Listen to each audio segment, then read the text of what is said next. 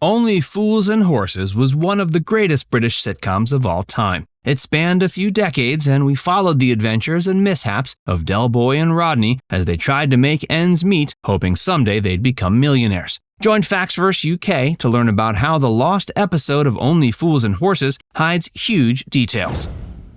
License to Drill.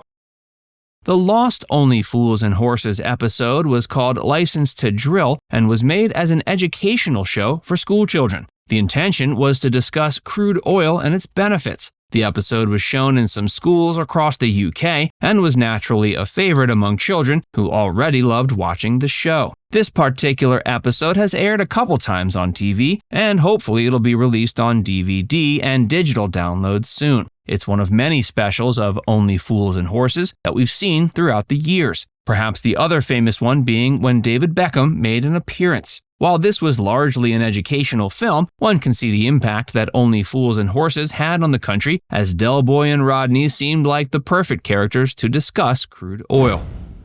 It's the most successful UK show of all time. Speaking of the impact Del Boy and Rodney had, we've got the statistics to prove that few other characters resonate with everyday Brits as the Trotter brothers. British comedy has had no shortage of relatable characters, from Basil Fawlty to Jim Hacker to Edmund Blackadder to the Kumar family. But Del Boy and Rodney represented two working-class Brits who wanted to make it big as they came up with ventures to someday become millionaires. The Only Fools and Horses episode Time on Our Hands holds the record of having the largest viewing of a TV episode in the UK. It was aired in 1996 and watched by 24.3 million viewers. This is one of the greatest honors that can be granted to any sitcom, and Only Fools and Horses definitely deserved it. It also won several awards, including BAFTA Awards and Royal Television Society Awards. How Only Fools and Horses came to be. Originally titled The Readies, credit for this classic sitcom must go to its brilliant writer, John Sullivan. This title came from the slang for always ready to receive cash. Eventually, it was titled Only Fools and Horses from the phrase, "Only fools and horses work for a living." That's also why one of the lines in the opening theme song is, "Why do only fools and horses work?" Much of the backstory came from John Sullivan's own life. He grew up in a working-class family in London and worked several odd jobs for much of his life before he managed to make a living as a sketch comedy writer. His dream was to create a great sitcom, and one of his early successes was a short-lived one called Citizen Smith. But he wanted to make a truly great sitcom that would blend humor and drama and showcase characters whom ordinary Brits could relate to. John Sullivan helped shape Del Boy's look and was very involved not just in the writing, but every aspect of the show. As a young boy, he used to observe market traders, and they helped him inspire the Del Boy character. The show is produced by the BBC, and the rest is history. It's a great British institution, and we're grateful to John Sullivan for writing it. Not to mention, he also sang the opening theme song. The cast and characters.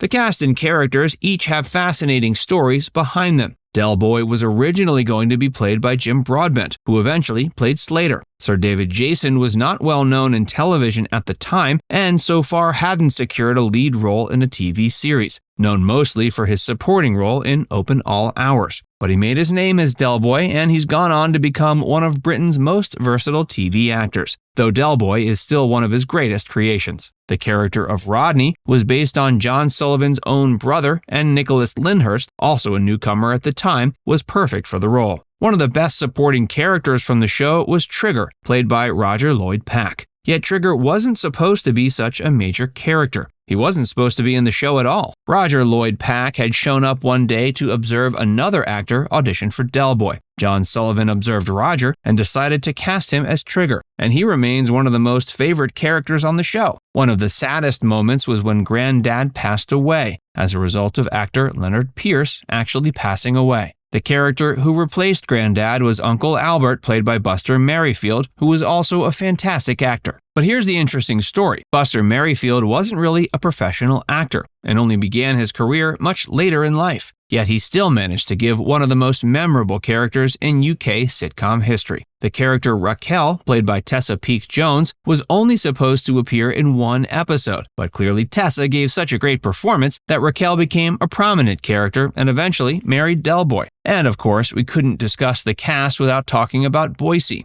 John Challis played Boycie, the automobile seller from Lewisham who lived better than the rest, but still hung out with the gang from Peckham. John Challis had been acting for much of his life, but still hadn't found his big break. He knew John Sullivan from before and had played a similar type of character in Sullivan's show Citizen Smith. But Boycie was his big break, and it was a character he loved. He played many other great characters during his lifetime, but never forgot about how Boycie made him a star. He was always happy to discuss the show and the Boycie character. Years after Only Fools and Horses ended, he'd make appearances as the character at conventions. He even made a documentary where he was introduced as Boycie and appeared as Boycie in a popular sketch comedy series made in a different country.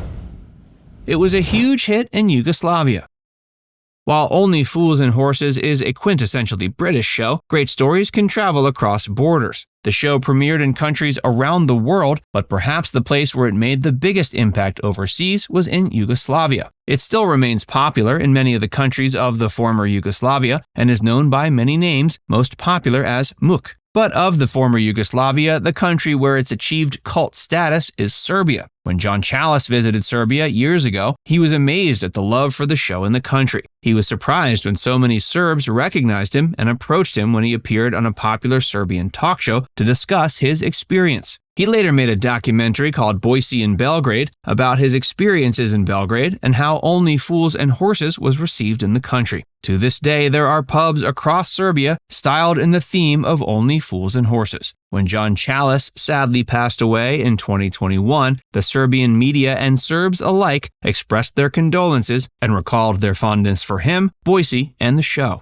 So why was it so successful in Yugoslavia? It's because it tells the story of ordinary people who never stop striving to pursue their dreams. It blends the humor of life as well as the tragedy. It was one of the greatest sitcoms the UK has produced, the likes of which we might not see for some time. If you're a fan of Only Fools and Horses, you know why it's a great show and why even today, years after we saw Boy and Rodney finally become millionaires, it still means so much. Now it's time to hear from you. Do you think there's a contemporary British sitcom that will make the same impact that Only Fools and Horses did? Let us know in the comments section below.